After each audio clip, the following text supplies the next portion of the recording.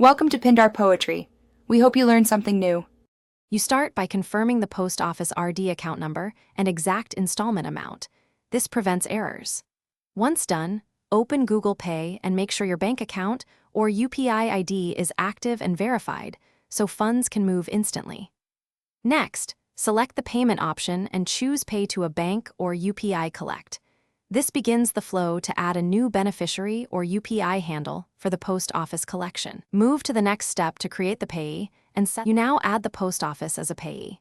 Choose New Payee, then enter the RD account number, beneficiary name, and IFSC if paying via bank transfer, or the post office UPI ID if provided. Make sure each character matches the passbook to avoid rejections. After saving, initiate the transaction by entering the exact installment amount and due date. When prompted, approve using your UPI PIN or bank OTP. This is the authorization that moves money to the RD account. You finish by confirming the payment confirmation screen and noting the transaction reference ID. Keep a screenshot for records. If the amount does not reflect in the RD account within the expected time, call your post office with the reference ID and bank UTR or check the bank statement. If payment fails, wait 30 minutes for clearing, then retry or send a UPI collect request to the post office. This often resolves authorization or routing issues quickly.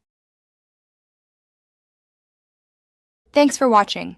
Consider subscribing if we helped you.